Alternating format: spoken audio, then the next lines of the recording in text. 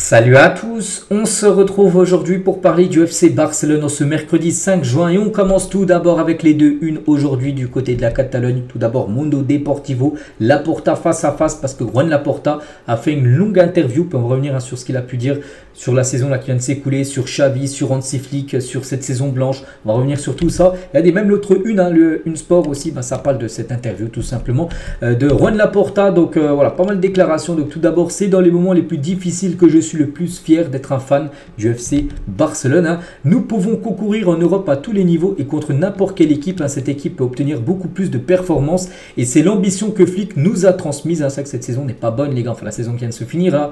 0 trophée, saison blanche pour le Barça, c'est pas bon du tout. C'est une saison catastrophique, il faut prendre ce mot-là. Donc c'est pour ça que la saison prochaine avec le nouveau coach, il faudra concourir sur des trophées, essayer de remporter au moins un, voire deux trophées, si possible, comme ça avait été le cas il y a 2 ans. Il parle du mercato, Zubimendi et Kimmich, des noms souvent qu'on entend par rapport à une arrivée du côté du Barça. Il a dit tout comme nous n'avons pas besoin d'une grosse vente, je ne pense pas que nous ayons besoin de gros renforts. Nous avons une main d'œuvre très complète, peut-être un milieu de terrain ou un ailier, mais nous avons aussi des joueurs dans l'équipe de jeunes qui peuvent occuper ces postes. Donc il a dit que vraiment pour l'instant, c'est pas non plus une priorité, c'est lui qui a dit ça. Si vraiment il faut un milieu de terrain, au pire, il ira chercher dans l'équipe la Masia ou dans l'équipe Barça Athletic, l'équipe réserve. Mais voilà, il va quand même rescruter, on peut dire quand même, le mercato. Il parle du Real Madrid, donc le Real est l'équipe préférée des arbitres. Nous n'avons jamais acheté d'arbitre. Nous serons acquittés parce que les thèses contraires n'ont aucun fondement et aucun moyen de le prouver parce qu'il n'existe pas par rapport à l'affaire Negreira, n'oubliez pas, où le Barça a été acquitté, c'est-à-dire qu'il n'y a pas eu de... En gros, le Barça n'a jamais payé des arbitres, tout simplement pour être favorisé.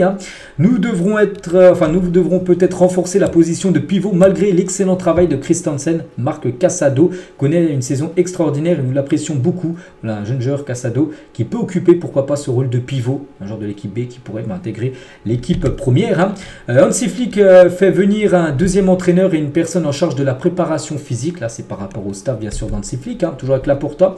Nous avons réalisé que l'équipe ralentissait beaucoup à la 60e minute des matchs au Bernabéu. Nous avons commencé par un football spectaculaire et dans les dernières minutes, ils sont revenus contre nous. Donc, ça veut dire en gros que le Barça finit mal les matchs.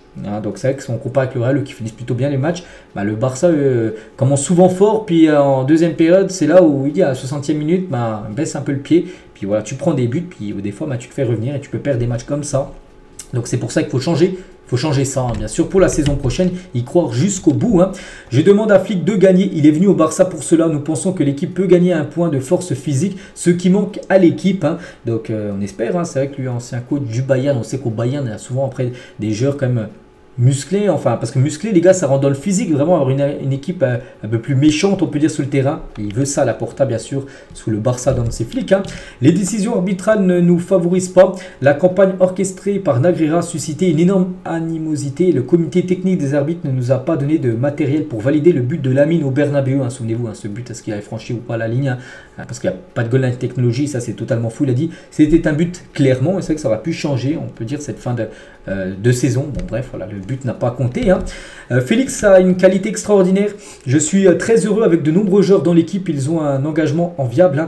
Cependant, dans l'ensemble, ça ne va pas bien parce que nous n'avons pas gagné. C'est que oui, c'est peut-être des bons joueurs, tout ça, mais à la fin du compte, tu n'as pas de trophée. Donc, dans l'ensemble, ça s'est pas super bien passé. Nous voulons que les deux joueurs continuent. La situation n'a pas changé. Deco travaille pour les garder. Hansi considère qu'il s'agit de joueurs de grande qualité. Quand Flick était au Bayern, il aimait déjà Félix, donc c'est pour ça qu'il aimerait conserver tout simplement Félix. Mais maintenant, il faut négocier avec l'Atlético Madrid pour Félix et Manchester City pour Cancelo. La situation économique actuelle ne signifie pas qu'il doit y avoir une grosse vente sur le marché des transferts. Nous avons augmenté nos revenus. Nous sommes en négociation pour conclure un très gros contrat avec Nike concernant les maillots. On en parlera tout à l'heure les gars, et ça c'est vrai. Avec Nike les gars, ça sera quand même le jackpot total pour le Barça quand ça sera officiel, mais vous allez voir les montants. Ça fait rêver. Deco et Flick décident de tout. Deco est clair sur ce dont l'équipe a besoin et Flick donnera son avis. Ils ont analysé les changements dans la préparation physique, la discipline interne, le calendrier. Il a dit aussi Lewandowski a reçu des offres qu'il a rejetées pour rester à Barcelone. L'année prochaine, nous serons encore plus compétitifs et nous donnerons encore une grande joie aux supporters. Nous avons Koundé parce qu'il a apporté beaucoup de joie, c'est une merveille, il termine les matchs et va au gymnase. Nous avons aussi Inigo, Baldé, Sergio Roberto et de nombreux joueurs que nous voulons garder. Si des changements doivent être apportés, nous les ferons. Voilà.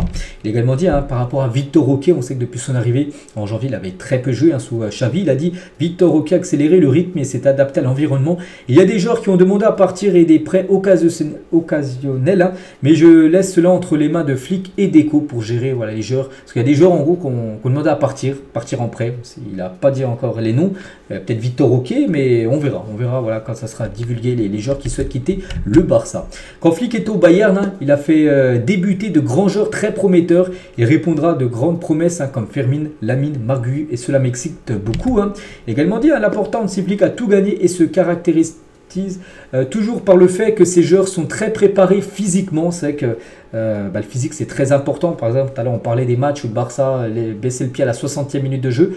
Avant les gars avec le Bayern d'Hansi Flick, non, c'était la même intensité de la première jusqu'à la 90e minute de jeu et c'est ça qui veut bien sûr Laporta avec Flick qui l'amène du côté du Barça. C'est ce dont cette équipe a besoin pour lui, donner un gros coup de pouce. La lettre que j'ai donnée à Hansi Flick était une lettre pour expliquer ce que signifie ce club. Les personnes importantes du football connaissent bien le Barça. Son représentant Pini Zahavi l'a mis à jour sur ce que signifie ce club. Elle nous a donné beaucoup de confiance parce que Pini Zahavi c'est l'agent d'Hansi Flick et bien sûr vraiment Pini Zahavi quand il a parlé à Laporta d'Hansi Flick pour prendre la succession de Xavi, il a vraiment dit que c'était l'entraîneur qu'il fallait au FC Barcelone et ça a convaincu plutôt Laporta de prendre du coup Hansi Flick pour remplacer Xavi. Flick nous a montré son enthousiasme et a eu quelques mots de gratitude envers moi. Il m'a donné beaucoup de paix. Je lui ai donné une lettre quand je l'ai rencontré. Je voulais lui dire par écrit dans quel club il venait et lui dire les valeurs de cette équipe, du club, en gros du FC Barcelone. Tous les rapports de Flick étaient positifs. Deco a vu un entraîneur avec plus d'expérience et un sens des responsabilités.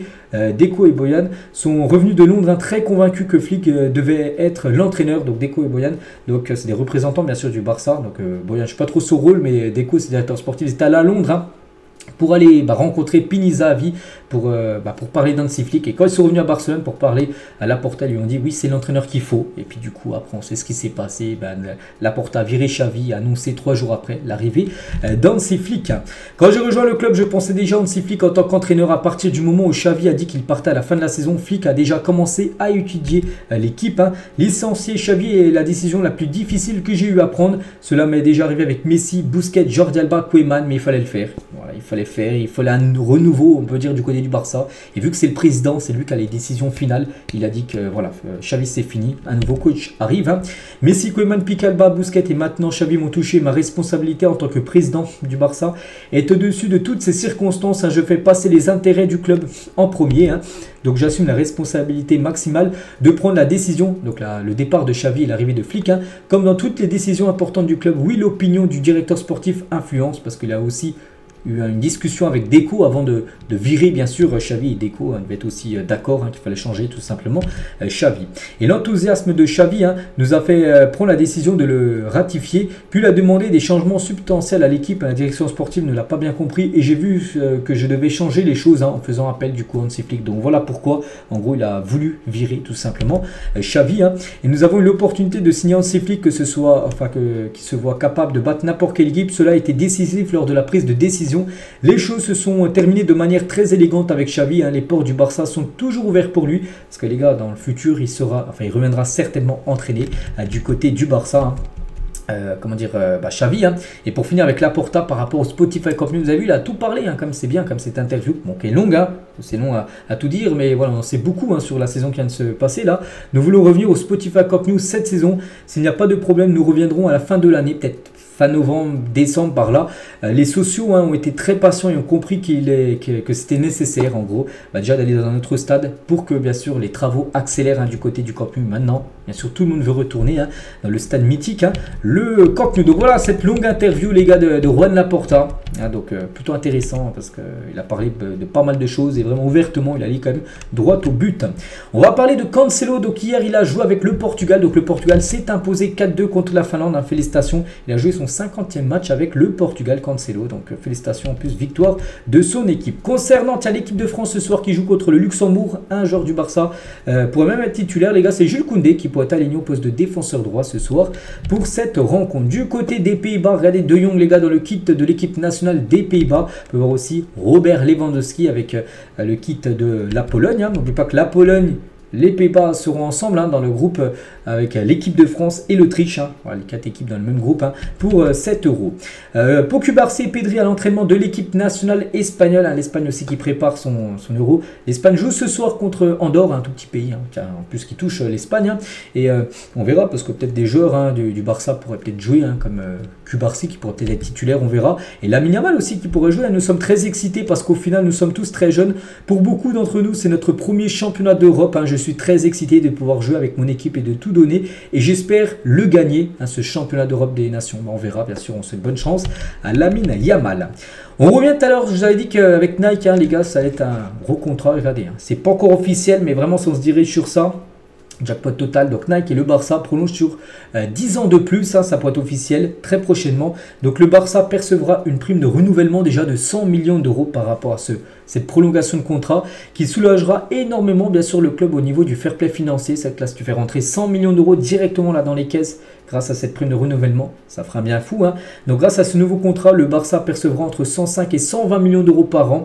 Avant, le Barça touchait aux alentours des 80 avec Nike. C'est pour ça que le Barça, on parlait de Puma, ils étaient prêts à aller avec Puma parce que Puma payait plus. Et du coup, Nike ne voulait absolument pas lâcher le Barça parce que le Barça c'est l'un des clubs qui vend le plus de maillots au monde. Donc Nike il gagne beaucoup d'argent aussi avec les maillots du Barça. Donc c'est pour ça qu'ils n'avaient pas le choix. Nike a augmenté son offre. Donc du coup il dépasse les 100 millions d'euros. Mais ils ont mis aussi beaucoup de bonus.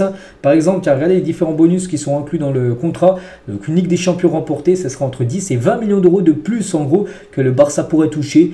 Une Liga remportée, ça pourrait monter à 10 millions d'euros de plus que l'offre de 105 à 120. Une Europa League, une Coupe du Roi, une Coupe du Monde des clubs remportée, c'est aussi 10 millions d'euros en plus dans les caisses du club. Donc voilà, le Barça a très bien négocié, bien sûr, par rapport aux finances qui sont dans le rouge. Donc là, tu passes du rouge quasiment au orange avec tous ces rentrées d'argent. Et c'est vrai qu'il y a des trophées en plus. Plus il y a de trophées, plus tu as rapporté encore des sous. Donc ça, c'est une très très bonne nouvelle, bien sûr, pour les caisses du club.